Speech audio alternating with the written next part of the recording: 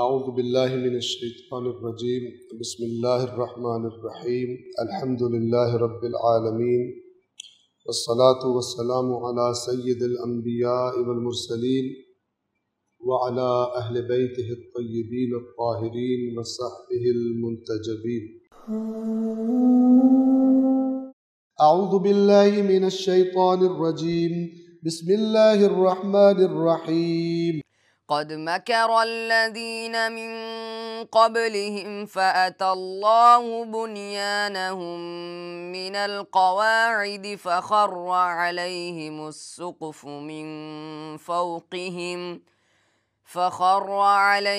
السقف من فوقهم وأتاهم العذاب من حيث لا يشعرون ثم يوم القيامة يخزيهم ويقول أين شركائي الذين كنتم تشاقون فيهم قال الذين أوتوا العلم إن الخزي اليوم والسوء على الكافرين الذين تتوفاهم الملائكة ظالمي أنفسهم فألقوا السلم ما كنا نعمل من سوء بلى إن الله عليم بما كنتم تعملون فادخلوا أبواب جهنم خالدين فيها فلبئس مثوى المتكبرين وقيل للذين اتقوا ماذا أنزل ربكم قالوا خيرا للذين أحسنوا في هذه الدنيا حسنة ولدار الآخرة خير ولنعم دار المتقين جنات عدن يدخلونها تجري من تحتها الأنهار لهم فيها ما يشاءون كذلك يجزي الله المتقين الذين تتوفاهم الملائكة طيبين يقولون سلام عليكم ادخلوا الجنة بما كنتم تعملون। सुन सुना के इधर उधर से दीन के अफकार बना लिए, प्रैक्टिसेस बना लिए और उनको बिल्कुल सही प्रैक्टिस समझता है। ये मैं हर रोज करता हूं, ये मैं हर हफ्ते करता हूं, फलान करता हूं। देखा दिखाई सुनी सुनाई कर लिए, साथ स्टोरियां भी सुन ली, ये मौजज़ा हो गया तो वो मौजज़ा हो गया। अल्लाह की किताब को लिफ्ट नहीं कराई। बाद में अगर एक तो बारी आती नहीं, अगर कभी एक्सीडेंटली अब आखिर उम्र में जाके कुरान पढ़ना शुरू किया तो प्रॉब्लम शुरू होगी। ये इसमें क्या लिखा हुआ? इसलिए हमें ठंडा टीका लगाया गया, इसको समझ के पढ़ने की जरूरत ही नहीं है। बगैर समझे पढ़ते रहो, सवाब लेते रहो, कोई टेंशन लेने की जरूरत नहीं है। यह राइज कर दिया गया। बेसिकली बगैर पढ़े तिलावत जो राइज कर दी गई और समझ के पढ़ने को राइज नहीं किया गया, बेसिकली इसके पीछे इबलीस है। बाद में ना समझ लगे रहे इसको, बेसिकली इबलीस है। आइम्मा ने जो फरमाया है ना और अल्लाह के नबी ने फरमाया इस सूरत को पढ़ने का इतना सवाब है, हरगिज मतलब नहीं है कि बगैर समझे पढ़ने का सवाब। उन्होंने वो अरबी बोल रहे थे, सुनने वाले भी अरब समझने वाले बैठे थे, किसी के ज़हन में यह नहीं था कि इससे मुराद यह है कि बगैर समझे पढ़ने का सवाब मिलेगा। यह हमारी गरीबों की अपनी मेहनत है, सुस्तों की, जिनको दिल नहीं करता कि अल्लाह की बात को जाने समझे कि क्या लिखा हुआ। अब जब ये ऐसी बातें पढ़ता है कि जो इसको बदहजमी करना शुरू कर देती है, تو رجوع کرتا ہے اپنے قبلہ پیر کے پاس اور وہ اس کو ایسی گولی دیتے ہیں کہ باقی عمر کے لیے پھر سکون ہو جاتا ہے. کہتے ہیں تو نہیں سمجھ سکتا اس کو، کیونکہ اس کے کئی معنی ہوتے ہیں. اب جب کئی معنی کی بات ذہن میں بیٹھ جائے، اب آپ خود سوچئے توجہ سے، جب کئی معنی کی بات ذہن میں بیٹھ جائے تو لوگ کیا سمجھتے ہیں؟ جو مجھے سمجھ آ رہا ہے ہو سکتا ہے وہ نہ ہو. تو جو آپ کا ٹرسٹ اور اعتماد ہے وہ ختم ہو جائے. آپ کہتے ہیں چھوڑو فائدہ کیا، وہ بندہ کتاب پڑھے کہ جو پڑھ رہا ہوں کنفرم تو ہے کہ یہ وہی بات ہے، اس کا تو کنفرم ہی نہیں ہے. وہ جو روایات میں بات آئی میں نے عرض کیا بطون والی، وہ گہرائیاں مراد تھی کہ جتنا اس سمندر میں تیراکی سیکھتے جاؤ گے اتنی اور چیزوں میں پتہ لگے گی.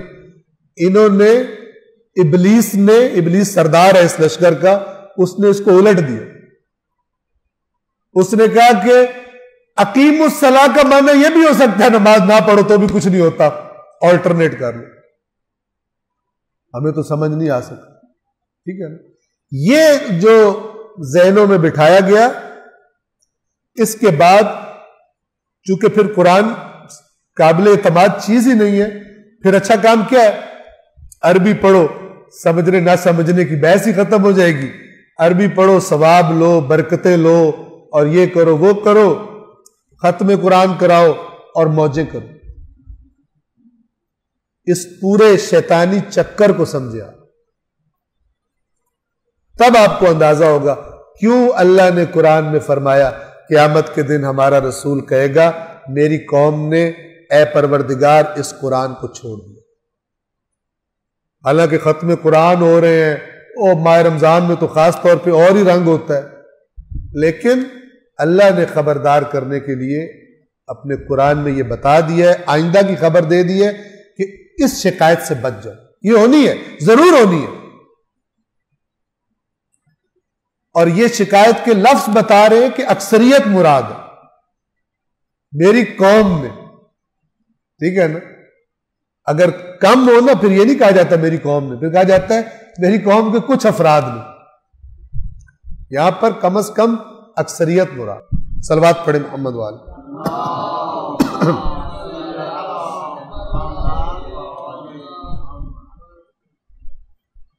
تاکہ یہ لوگ قیامت کے دن لِيَحْمِلُوا أَوْزَارَهُمْ كَامِلَةً يَوْمَ الْقِيَامَةِ، تاکہ یہ اپنے گناہوں کے وزن بھی اٹھائے قیامت کے دن کاملتاً، پورے.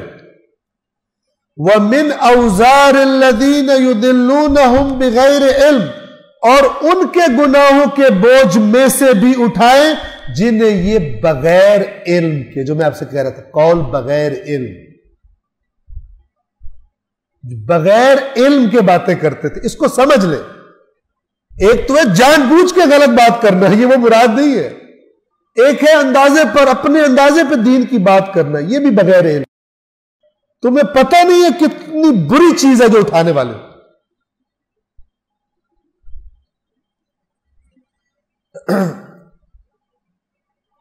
اب اس مفہوم کو ذہنوں میں کلیئر کرنے کے لیے میں دونوں آیتوں کا 24 اور 25 کا ترجمہ ریپیٹ کر رہا ہوں.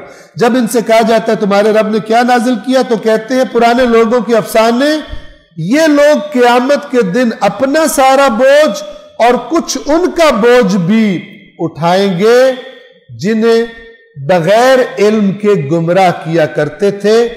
آگاہ ہو جاؤ کتنا برا بوجھ ہے جو یہ لوگ اٹھا رہے ہیں. آیت نمبر 26 میں یہ بتایا جا رہا ہے کہ اے رسول، یہ آپ کے قوم جو حرکتیں کر رہی ہے عوام کو گمراہ کرنے کے لیے، یہ کوئی نئے نہیں ہے اس فیلڈ میں. ان سے پہلے والے بھی یہی والے کام کر چکے ہیں، یہی مکر پہلے والے بھی کر چکے ہیں لوگوں کو عوام کو گمراہ کرنے کے لیے انبیاء اور آسمانی کتابوں کے بارے میں. فرمایا قد مکر الذین من قبلہم، بے شک ان سے جو لوگ پہلے تھے انہوں نے بھی مکر کیا تھا. مکار تھے وہ بھی، یعنی انبیاء کے مقابلے میں مکارانہ چالیں چلتے تھے، تو نتیجہ کیا نکلا؟ فَأَتَى اللَّهُ بُنْيَانَهُمْ مِنَ الْقَوَاعِدِ، تو اللہ نے ان کی عمارت کو بنیاد سے ہی ڈھا دیا، یعنی بنیاد ہی اکھاڑ دی۔ ایک تو ہوتا ہے نا اوپر سے تھوڑی گرا دی جائے، ایک اللہ تعالیٰ فرما رہا ہے بنیاد ہی ان کی اکھاڑ کے رکھ، پوری جو عمارت تھی ان کی بنائی ہوئی ان مکر والی، خدا نے اس عمارت کو بنیاد سے اکھاڑ دیا۔ فَخَرَّ عَلَيْهِمُ السَّقْفُ مِنْ فَوْقِهِمْ، تو کیا ہوا؟ ان کے اوپر سے چھت دھڑام سے ان پر آ گری۔ اب اس سے دونوں مراد ہو سکتے، ظاہری بھی اور باطنی بھی۔ اب یہاں سمجھے باطن کیا ہوتا ہے۔ ایک تو یہ ہے کہ اللہ کا عذاب آیا اور بستیاں الٹ پلٹ دی گئی اور ان کی چھتیں ان کے سروں پر آ کر گر گئی، اور ایک دفعہ افکار کی اور جھوٹ اور مکر کی جو عمارت بنائی تھی لوگوں کو گمراہ کرنے کے لیے، اللہ نے اس کی بنیاد اکھاڑ کے ایسی ماری کہ ان کے سروں پہ گر گئی اور ان کو شکست ہو گئی۔ اس طرح کی ہوتا ہے ظاہر اور باطن۔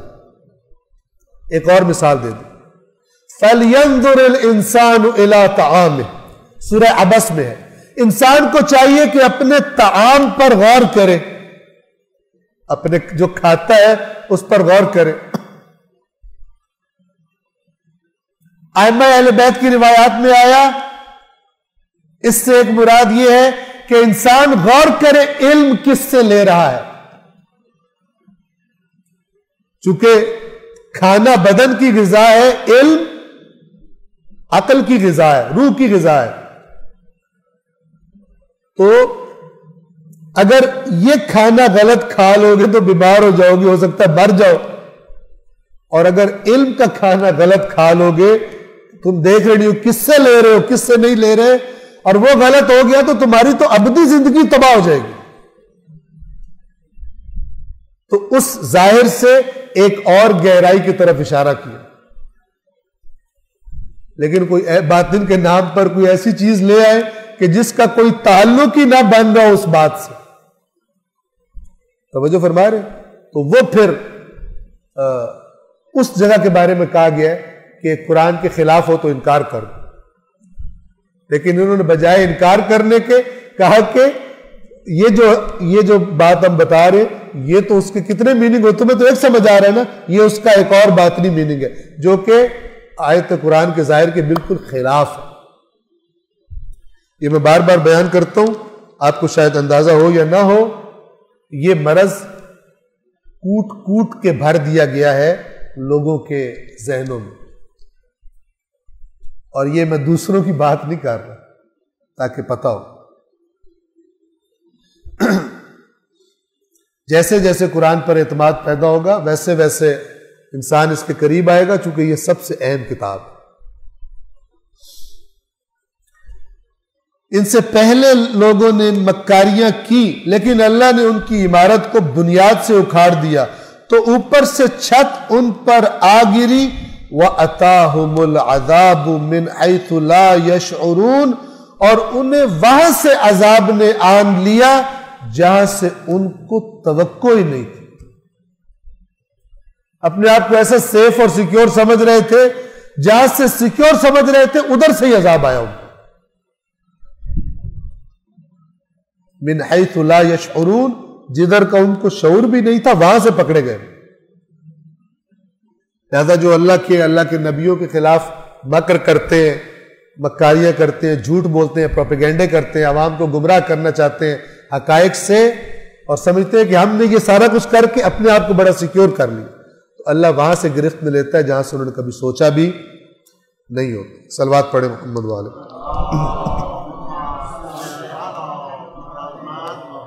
تو آیت نمبر 26 میں ذکر تھا عذاب کا جو دنیا میں ہوا ان کے ساتھ، اور سب سے خطرناک تو آخرت۔ قرآن فرماتا ہے وَلَعَذَابُ الْآخِرَةِ أَكْبَرُ وَلَعَذَابُ الْآخِرَةِ أَخْزَىٰ، اکبر تو بہت بڑا ہے، آخرت والا، اخزا بہت زیادہ رسوا کرنے والا ہے. دنیا کی رسوائی ہے ہی کچھ نہیں آخرت کی رسوائی کے مقابلے. آیت نمبر 27 ثم یوم القیامت یخزیہم، پھر قیامت کے دن انہیں رسوا کرے گا. یخزیہم، خزی کہتے ہیں رسوائی کو، ذلیل کرنا، رسوا کرنا. اللہ کرے گا پھر قیامت کے دن انہیں رسوا کرے گا. وَيَقُولُ، اور کہے گا. جب ذلیل و رسوا ہو رہے ہوں گے پھر اللہ ان سے ایک بات کہے گا. تم تو کہتے تھے ہمیں فلانا چھڑا لے گا آ کر. تم نے جن کو اللہ کا شریک بنایا تھا تم کہتے تھے یہ اللہ کے شریک، یہ جو ہے جن کی ہم عبادت کر رہے ہیں یہ ہمیں بچائیں گے. وَيَقُولُ، اور کہے گا أَيْنَ شُرَكَائِي، کہاں ہے میرے شریک؟ تمہیں آ کے چھڑوا رہے نہیں ہیں تو تم شور مچاتے تھے ہم تو یوں بچیں گے اور ہم تو یوں بچیں گے، اور پھر تم نے اس بیس پر میری نافرمانیاں کی اور مکر کیے. اب بلاؤ. وَيَقُولُ، اور اللہ کہے گا أَيْنَ شُرَكَائِيَ الَّذِينَ كُنْتُمْ تُشَاقُونَ فِيهِمْ، کہاں ہے میرے وہ شریک؟ اللہ کا شریک تو ہے ہی کوئی نہیں، یعنی جو تم نے سمجھے ہوئے تھے کہ یہ میرے شریک ہے، میں کچھ کرنے لگوں گا یہ آگے کہیں گے نہیں نہیں نہیں یہ ہمارا بندہ ہے اس کو چھوڑ دیں. لوگوں نے قصے بنائے ہوئے ہیں اور قصے سنا کے نعرے لگاتے ہیں فلان پیر صاحب آئیں گے، اللہ تعالیٰ کہے گا نہیں چھوڑنا اس کو، کہیں گے نہیں یا اللہ یہ میرا بندہ چھوڑ دے. آخرکار اللہ تعالیٰ سرنڈر کر دے گا اور کہے گا یہ بندہ میرا بڑا ضدی ہے، فرشتوں اس بندے کو چھوڑ دو. اس طرح کے سٹوپڈ قسم کے وہ بنائے ہوئے ہیں جھوٹ پر مبنی، حالانکہ اللہ نے قرآن میں ان سب باتوں کی مثالیں دے دی. پھر قیامت کے دن انہیں رسوا کرے گا اور کہے گا کہاں ہیں میرے وہ شریک جن کے بارے میں تم جھگڑے کیا کرتے تھے. جن کی یعنی جھگڑے کیا کرتے کہ اہل توحید تمہیں ایک اللہ کی دعوت دیتے تھے اور تم نے جو اللہ کے شریک بنائے ہوئے تھے ان کے بارے میں دلیلیں بنا بنا کے ان سے لڑتے تھے، جھگڑتے تھے. اب کہاں ہے وہ؟ لاؤ. مکہ میں رسول اللہ کی سب سے بڑی فائٹ وہ شرک سے تھی، اور شرک کا نتیجہ کیا ہوتا ہے؟ جن کو اللہ کے شریک بناتا ہے نا انسان، پھر ان کے نام پہ کس سے گڑ گڑ گڑ کے اپنے لیے راستے کھول لیتا ہے خرابی کرنے.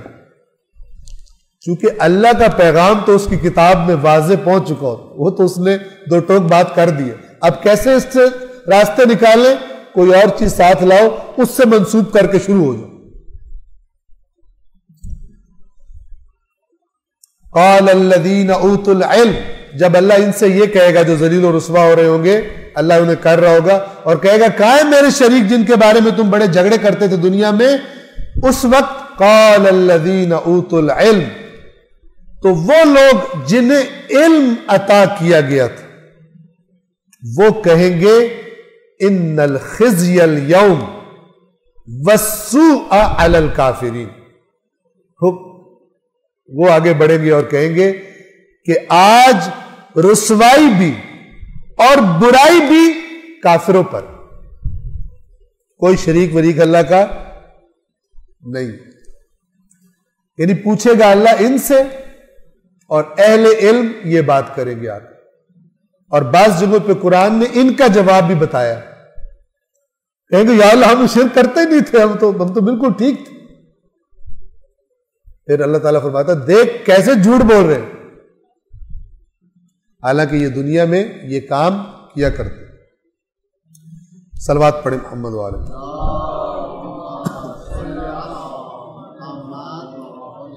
آیت نمبر 28. اب یہ جن کی بات چل رہی ہے غلط لوگوں کی، ان کا وقت موت بیان کیا جا رہا ہے کہ جب فرشتے آتے ہیں ان کی روح قبض کرنے کے لیے، تو اس وقت اس بندے میں اور فرشتوں میں کیا ڈائلاگ ہوتا ہے. لیکن اس ڈائلاگ کے وقت اس بندے کا دنیا سے رابطہ کٹ گیا ہوتا ہے. توجہ فرما رہے ہیں؟ دنیا والوں کے سامنے وہ اس طرح پڑا ہوتا ہے، لیکن جب اس کی جان نکل رہی ہوتی ہے، جان نکلنے کے وقت ایک وقت ایسا آتا ہے کہ جب جان تو ابھی فل نہیں نکلی ہوتی لیکن دنیا سے ڈسکنیکٹ ہو جاتی ہے، اور پھر گویا اگلے طرف اس کی آنکھ کھل جاتی ہے چونکہ روح ہوتی ہے پھر، اور اس وقت کو اللہ تبارک و تعالیٰ ان برے لوگوں کے بیان فرما رہا ہے۔ آیت نمبر 28 میں الذین تتوفاہم الملائکۃ ظالمی انفسہم، وہ لوگ کہ جن کو فرشتے جن کی روحیں قبض کر رہے ہوتے ہیں جبکہ ان کی حالت کیا ہوتی ہے؟ اپنے نفسوں پر ظلم کرنے والے لوگ ہوتے ہیں۔ اپنے نفسوں پر ظلم یعنی گناہ، چونکہ اللہ تعالیٰ گناہوں کا ذکر کر کے کہتا ہے وَمَا ظَلَمُونَا، ہم پہ کوئی ظلم نہیں کیا انہوں نے، وَلَكِنْ كَانُوا أَنفُسَهُمْ يَظْلِمُونَ، جو خرابی کرتے تھے اصل میں اپنے ہی نفسوں پہ ظلم کرتے۔ تو فرشتے جن کی روحیں اس حالت میں قبض کرتے ہیں کہ وہ اپنے نفس پر ظالم ہیں، اس حالت میں ہوتے ہیں، اسی گناہ کی حالت میں، فَأَلْقَوُا السَّلَمَ، تو یہ لوگ القاء السلام کا مطلب ہے جسے ہم کہتے ہیں سرنڈر ہو جانا، ہینڈز اپ، ٹھیک ہے نا؟ جب مقابلہ ہو رہا ہو آخر میں کیا ہوتا ہے؟ مثلا ایک سائڈ ہاتھ کھڑے کر کے اپنے آپ کو سرنڈر کر دیتے، اسے عربی میں کہتے ہیں القاء السلام، ہتھیار پھینک دیں اور بھئی ہماری جان چھوڑ دو، ہم تمہارے سامنے آ گئے۔ فَأَلْقَوُا السَّلَامَ، جبکہ پہلے کیا کر رہے تھے؟ جھگڑے کرتے تھے، جب تک دنیا میں تھے دلیلیں لاتے تھے، مکر کرتے تھے، پروپیگنڈے کرتے تھے، سب کچھ کرتے تھے۔ اب جب جان کا موقع آیا فرشتوں کو دیکھیں سرنڈر کر دیں، لیکن اس سرنڈر کا فائدہ نہیں ہوگا۔ فَأَلْقَوُا السَّلَامَ، تو وہ تسلیم کا اظہار کریں گے کیا کہہ کر؟ مَا كُنَّا نَعْمَلُ مِن سُوءٍ، ہم تو کوئی برائی نہیں کرتے تھے، ہم تو بالکل ٹھیک ہے، ہمیں کچھ نہ کہنا۔ فرشتوں کو یہ بولیں گے مَا كُنَّا نَعْمَلُ مِن سُوءٍ، ہم کوئی برائی نہیں کرتے، یعنی گویا وہ منظر اتنا خوفناک ہوگا کہ ان کو بچنے کے لیے ان کے منہ سے یہ جملہ نکلے گا، جو یہ دیکھ رہے ہوں گے کیا ہے آگے آگے ہمارے، تو فوراً کہیں گے کہ یہ تو گناہگاروں کے لیے نا، ہم تو کوئی گناہ نہیں کرتے تھے۔ بلا نہیں، یہ جو بلا آتا ہے قرآن میں، یہ ایک اس کا لنک اپنے سے پہلے والی بات کی طرف ہوتا ہے اور دوسرا لنک بعد والی بات۔ بلا یعنی جو اس بلا کے حرف سے پہلے بات آئی ہے خبردار غلط ہے، یعنی اللہ کہہ رہا ہے تم جھوٹ بول رہے ہو، تم برائی نہیں کرتے تھے، اور اس کے بعد والی بات صحیح ہے، اور بعد والی کیا ہے؟ ان اللہ علیم بما کنتم تعملون، یقیناً اللہ خوب جانتا ہے جو تم عمل کرتے رہے۔ اب تم کہہ رہے ہو کہ ہم تم برائی کرتے ہی نہیں تھے، اللہ کو دھوکہ دے رہے ہو، فرشتوں کو دھوکہ دے رہے ہو، نہیں دے سکتے۔ بلا، خبردار، ان اللہ علیم بما تعملون، اللہ خوب جانتا ہے جو تم عمل کیا کرتے تھے۔ یہاں پر نہیں پیسے دے کے رپورٹیں چینج ہوں گی اور فلان ہو جائے گا اور یہ ہو جائے گا اور ٹیلی فونوں پر کام ہو جائے گا، نہیں ہوگا ایسے۔ 29، ہاں کچھ لوگوں نے من گھڑت عقائد سے آخرت کو بھی دنیا والا معاشرہ بنایا ہوا ہے، فرشتے لے جا رہے ہوں گے پیچھے سے، ان کو ٹیلی فون آئے گا ہمارا بندہ چھوڑ۔ فرشتے اللہ کے حکم کے بغیر نہ کسی کو پکڑتے ہیں نہ کسی کو چھوڑتے ہیں۔ افسانوی داستانوں سے کچھ نہیں ہوتا خلاف قرآن داستانوں سے۔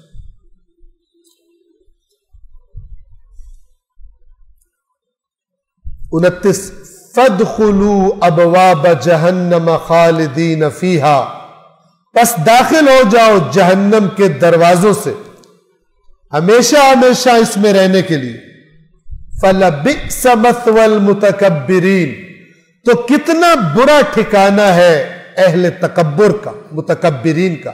میں نے عرض کیا تھا قرآن میں آپ متکبرین، مستکبرین، اس کا آپ استعمال پڑھیں تو ایک تو وہ ہے نا جو لوگوں کے سامنے اکڑتے ہیں، اس سے زیادہ اللہ نے اپنی آیات کے سامنے اکڑ جانے والوں کے لیے یہ لفظ استعمال کیا۔ چاہے یوں کر کے اکڑا ہوا ہو لیکن بات نہ مان رہا ہو اللہ کی. یہ ضروری نہیں کہ یوں کر رہا ہو اللہ کی آیتوں کے سامنے, ہو سکتا ہے یوں بیٹھا ہو لیکن اللہ کی آیات کو اکڑ رہا, نہیں مانتا جو اللہ بات کہہ رہا ہے. تو یہ ان کے لیے زیادہ تکبر کا لفظ قرآن میں استعمال ہوا. مثلا سورہ زمر میں ہے کہ وَيَوْمَ الْقِيَامَةِ تَرَى الَّذِينَ كَذَبُوا عَلَى اللَّهِ وُجُوهُهُمْ مُسْوَدَّةٌ, اور قیامت کے دن تو دیکھے گا کہ جن لوگوں نے اللہ پر جھوٹ بولے تھے ان کے چہرے سیاہ ہوں گے, منہ کالا کر دے گا اللہ ان کا. یعنی ایک منہ کا رنگ ایسا ہوگا کہ جس سے پہچانے جائیں گے یہ اللہ پہ جھوٹ بولتے تھے. اور پھر اس کے بعد کیا فرماتا ہے, أَلَيْسَ فِي جَهَنَّمَ مَثْوَى الْمُتَكَبِّرِينَ, کیا جہنم میں متکبرین کا ٹھکانہ نہیں ہے؟ وہاں بھی لفظ کیا کیا, اللہ پر جھوٹ بولنے والا متکبر کا, چاہے عالم بنا ہوا ہو, بڑی عاجزی اور انکساری سے چلتا ہو, ٹھیک ہے نا. ایک تکبر ہوتا ہے عوام کا, ایک ہوتا ہے اس کا جو اپنے آپ کو دین کا نمائندہ کرے. اس کا تکبر کیا ہوتا ہے کہ اسے پتہ چل بھی جائے میری اس بات میں غلطی ہے, اکڑ جائے. یہ تکبر اس تکبر سے بھی زیادہ خطرناک ہے. یہ اللہ کے دین کے مقابلے میں ہوتا ہے, حق کے مقابلے میں ہوتا ہے. تو خدا نے ان کے لیے زیادہ تکبر کا لفظ استعمال کیا ہے. پس اب جہنم کے دروازوں میں داخل ہو جاؤ جہاں تم ہمیشہ رہو گے. تکبر کرنے والوں کا ٹھکانہ نہایت برا ہے. آیت نمبر 30. ابھی آیت نمبر 30 میں بھی سوال وہی ہے جو پہلے گزر چکا ہے, لیکن اب کی بار سوال جن سے کیا جا رہا ہے وہ اچھے لوگ ہیں. سوال وہی ہے, تمہارے رب نے کیا نازل کیا. اب ایک بندہ مکے میں گھسا ہے, ہو سکتا ہے اسے وہ مل جائے جس نے قرآن کے خلاف, اور کہا گیا یا کہا جاتا ہے, پوچھا جاتا ہے ان لوگوں سے اتقوا, جو تقوی اختیار کیے ہو, جو بچتے ہیں اللہ کی نافرمانیوں سے. تقوی کا یہ معنی. جب ان سے کہا جاتا ہے ماذا انزل ربکم, تمہارے رب نے کیا نازل کیا, قالوا خیرا, انہوں نے کیا کہا تھا, اساطیر الاولین. یہ کیا کہتے ہیں, ہمارے رب نے خیر نازل کی, بھلائی نازل کی, اچھائی نازل کی, حق نازل کی. اب ان کا اللہ تعالیٰ انجام بیان فرما رہا, للذین احسنوا فی ہذہ الدنیا حسن, ان لوگوں کے لیے جنہوں نے اچھائیاں کی اس دنیا میں ان کے لیے اچھائی ہے. یہ بات ہم پہلے بھی عرض کرتے ہیں اور یہ ایک بہت ہی اہم بات ہے, بہت ہی اہم کانسیپٹ ہے اس کو سمجھنا, کہ لاشعوری طور پر ہمارے ذہنوں میں کیا ہوتا ہے کہ جو دینی کام ہے نا ان کا ثواب اور نتیجہ آخرت میں ملے. یہ بہت ہی غلط کانسیپٹ ہے. اصل میں دین آیا ہے دنیا میں آپ کو نتائج دینے کے لیے. جو حقیقی دین ہے, میری بات کو غور سے سنیے, وہ آپ کو یہی اچھے نتائج کا وعدہ کرتا ہے, پرومس کرتا ہے, اور پھر کہتا ہے اور آخرت میں اور بہترین. وہ دین ہے ہی نہیں جو آپ جس کو آپ دین سمجھ بیٹھے, اور وہ دنیا میں کچھ نہیں اس نے دینا, آخرت میں ہی کرنا. دنیا میں دوسری قوموں سے جوتے کھاؤ, ذلیل و رسوا, بھک منگے بن جاؤ, جہالت میں چلے جاؤ, اخلاقی پستی میں چلے جاؤ, بس یہ دنیا ہے ہی ایسی. آخرت میں یہ باطل ترین ہے. یہ بعض گمراہ صوفیاء طبقوں نے یہ کر دیا, بجائے معاشرے کے اندر رہ کر برائی سے فائٹ کرنے کے, گمراہی سے فائٹ کرنے کے, بیابان میں نکل جاؤ, اللہ اللہ کرو، دنیا بڑی گندی ہے. یہ بات رسول اللہ کو سمجھ نہیں آئی تھی کہ سائڈ پہ چلے جاتے. ان کو بڑی سمجھ آ گئی. یہ بڑے بڑے اوور سمجھدار ہیں، پتہ ہے آپ کو، جان چھڑاتے ہیں. یہ کہتے ہیں یہ بیوقوف جو ہے نا، یہ آئے دیکھیں گے نا اللہ اللہ کر رہا ہے، اکیلا بیٹھ کے بوری پہ بیٹھا ہوا ہے، بس ایک دفعہ مارکیٹ جو ہے اس کو گرم ہونے دو، پھر دیکھنا کیا ہوتا ہے.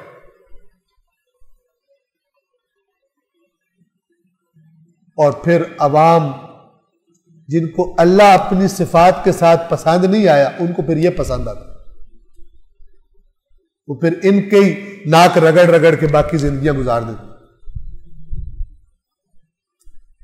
تو یہ اللہ کیا فرما رہا ہے؟ للذین احسنوا فی ہذہ الدنیا حسنہ ولدار الآخرۃ خیر. جن لوگوں نے اچھائی کی، احسنو کیا ہے؟ اللہ کے دین پہ عمل کیا. آپ کو یاد ہوگا یہودی کہتے ہیں صرف ہم جنت میں جائیں گے، مسیح کہتے ہیں صرف ہم جائیں گے. اللہ نے کہا یہ ان کی آرزو ہے. پھر اپنا نظریہ بتایا کہ نظریہ کیا تھا وہاں پر؟ من اسلم وجہہ للہ وہو محسن. یہ محسن یہی احسان ہے، اچھا کام کرنا. اچھا کام کون سا اچھا کام؟ جسے اللہ اچھا کہتا ہے، جو اللہ کے آگے تسلیم ہے اور اچھے کام کرتا ہے. قرآن میں کوئی کانٹرڈکشن نہیں ہے. یہاں پہ وہی کہا جاتا ہے کہ للذین احسنوا یعنی محسنین، جو دنیا میں اچھے کام کریں گے اسی دنیا میں ان کو خیر ملے گی. خیرات نہیں کہہ رہا، خیر بھلائی. اور ولدار الآخرت خیر، اور یقیناً آخرت کا گھر تو اور زیادہ بہتر ہے. اس سے سمجھے اسلام کیا کانسیپٹ دیتا ہے. دین سب سے پہلے اسی دنیا میں عزت کا وعدہ کرتا ہے، ذلت ہیہات من الذلہ دین کا شعار ہے. امام حسین کا وہ شعار علیہ الصلوۃ والسلام حقیقی دین اسلام کا شعار ہے، ہیہات من الذلہ. تم ہمیں ذلت کی آفر کر رہے ہو کہ ہم قبول کر لیں جان بچانے کے لیے؟ بہت دور ہے ہم سے، ہمارے نزدیک نہیں پھٹک سکتی. جس رزق سے آتی ہو پرواز میں کوتاہی. توجہ فرما رہے ہیں؟ اس رزق سے موت اچھی، اے طائر لاہوتی، اس رزق سے موت اچھی. پرانے زمانے کی بات ہے، یہ صرف پیپروں میں وہ کرنے کے لیے، نمبر لینے کے لیے، لیکن پریکٹس میں رزق جہاں بھی پڑا ہو، نالی میں پڑا ہو وہاں بھی چلے جائیں. وہ لوگ جنہوں نے نیکیاں کی ان کے لیے اس دنیا میں بھی بھلائی ہے، اور آخرت کا گھر تو بہترین ہے ہی. وَلَنِعْمَ دَارُ الْمُتَّقِينَ، اور یقیناً کتنا زبردست ہے متقین کا گھر. اللہ لفظ چینج کر کر کے لے کے آتا ہے. احسنو لایا، اب اینڈ میں کیا لایا؟ حالانکہ مراد وہی ہے، محسنین ہے، لیکن تاکہ پتہ چلے یہ محسنین کون ہے؟ متقین ہے. تو یقیناً کتنا زبردست گھر ہے کن کا؟ متقین کا. نہ کہ فسق و فجور کرنے والے اور کوئی ایک آدھا کام کر کے جنت کا ٹکٹ لے کر بیٹھے ہوئے، ان کا نہیں. وَلَنِعْمَ دَارُ الْمُتَّقِينَ. 30 مکمل ہوئی. آیت نمبر 31. اب اس گھر کی بیان کیا جا رہا ہے. اس گھر کا جنات عدن، دائمی باغ. جنات جنت گھنا باغ، اصل دائمی جنتیں، دائمی باغات. یدخلونہا، جن میں یہ داخل ہوں گے. تجری من تحتہا الانہار، جن کے نیچے نہریں بہتی. لہم فیہا ما یشاؤون، ان کے لیے ان میں، یعنی ان جنت میں داخل ہونے والوں کے لیے اس جنت میں کیا ہوگا؟ انلمیٹڈ ما یشاؤون، جو وہ چاہیں گے، جو وہ چاہیں گے. اور سورہ قاف میں اس کے بعد ایک اور لفظ بھی ایڈ کیا ہوا، وہاں پہ فرمایا لہم ما یشاؤون فیہا ولدینا مزید، اور ہمارے پاس اس کے علاوہ اور بھی ہو. یعنی مثلا اللہ تعالیٰ کہے گا تجھے کیا چاہیے، مثلا مثال دے رہا ہوں، ٹھیک ہے، یہ مانگتا جائے مانگتا جائے مانگتا جائے، اس کی سوچ ہی ختم ہو جائے، اس کا تصور ہی ختم ہو جائے. اللہ کہے گا اس سے بھی اور تجھے بہتر چیز میں جو تیرے وہم و گمان میں بھی نہیں آ سکتی، یہ فرمانا چاہتا. ہاں اس کے لیے جسے اس پر ایمان.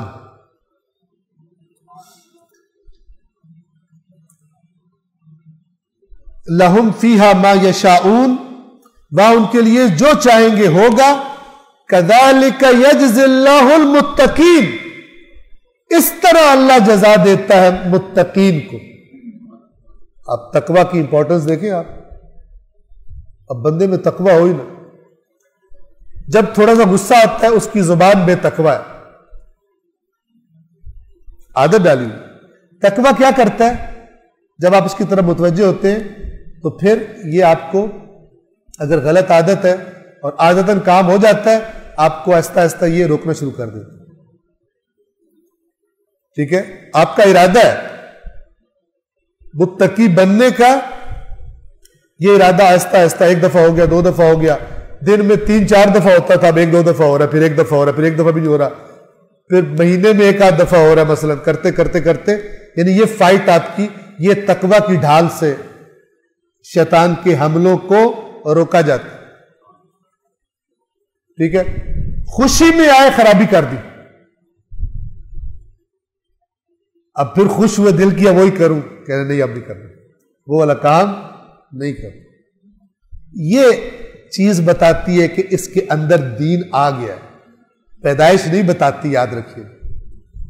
اگر پیدائش سے بندہ دیندار کاؤنٹ ہوتا تو اللہ پھر جن کو دوسرے جگہوں میں پیدا کر رہا ہے ان کو گرفتار کرنے کا پھر عدل نہیں کہا جا سکتا. اگر پیدائش سے اللہ تعالیٰ بینیفٹ دے، بلکہ اللہ نے قرآن میں فرمایا لِيَبْلُوَكُمْ فِي مَا آتَاكُمْ، جو اس نے تمہیں عطا کیا ہے اس لیے عطا کیا تاکہ تمہیں جو عطا کیا اس سے آزمائے، نہ کہ جو تمہیں اس دیا ہے پیدائشی اس کا تمہیں کریڈٹ دے. ہاں اگر اچھی جگہ پیدا کیا ہے تم سے سوال بھی زیادہ کرے گا.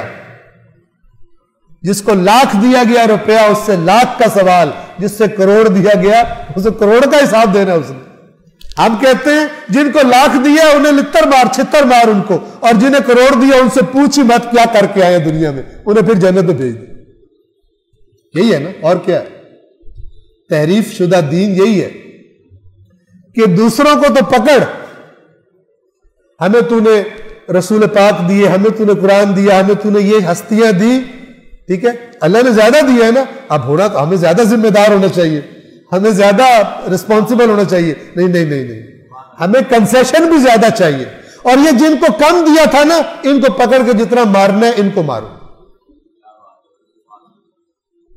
یہ ہم سمجھ. جبکہ اللہ کا کہتا ہے، فرماتا ہے لِيَبْلُوَكُمْ فِي مَا آتَاكُمْ، تاکہ تمہیں آزمائے ان چیزوں سے جو اس نے تمہیں دی ہے. آزمائش ہے قرآن، آزمائش ہے مثلا فلان گھر میں پیدا ہونا، آزمائش ہے رسول اللہ کا امتی ہونا، سب آزمائش ہے. ہاں صحیح راستے پہ چلے گا پھر کریڈٹ بھی ملے گا اس کو. احسان ہے امت رسول اللہ میں پیدا ہونا، اللہ کا احسان ہے، اس احسان کی شکر گزاری چاہیے. نہ یہ کہ کیا احسان کیا آگے بھی مجھے آپ نے چھوڑنا ہے، مجھے نہیں پکڑنا. تو کیسا نا شکرہ انسان ہے، کیسا ڈیٹ آدمی ہے تو. اگر اس نے احسان کیا تو پھر تو بھی تو نمک حلالی کر. سمجھے؟ حقیقی دین، پیور دین اور ملاوٹوں والا دین. صلوات پڑھیں محمد والا. دائمی جنتیں جن میں یہ لوگ داخل ہوں گے، جن کے نیچے نہریں بہتی ہوں گی، وہاں ان کے لیے جو چاہیں گے موجود ہوگا. اللہ اہل تقوی کو ایسا ہی اجر دیتا ہے. اب ان کی جانیں جب قبض روح فرشتے کرتے ہیں تو کیا ہوتا ہے؟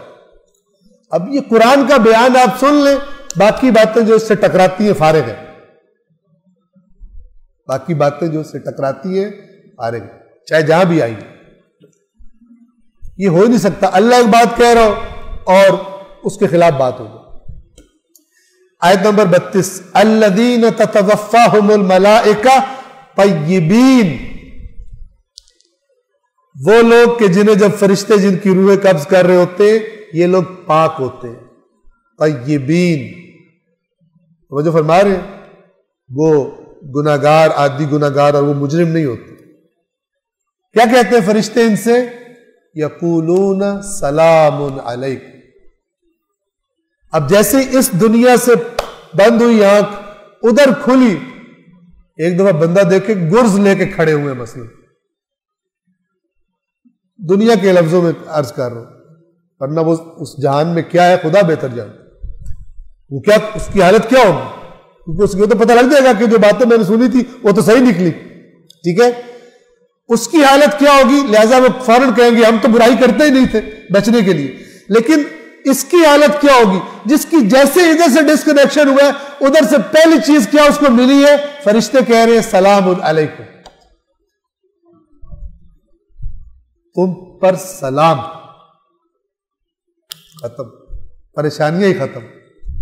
وہیں سے شروع ہو گیا لا خوف علیہم ولا هم يحزنون. مثلا یقولون سلام علیکم، کہیں گے تم پر سلام ہو، ادخلوا الجنہ بما کنتم تعملون، جنت میں داخل ہو جاؤ جو تم اعمال کیا کرتے تھے ان کی وجہ سے.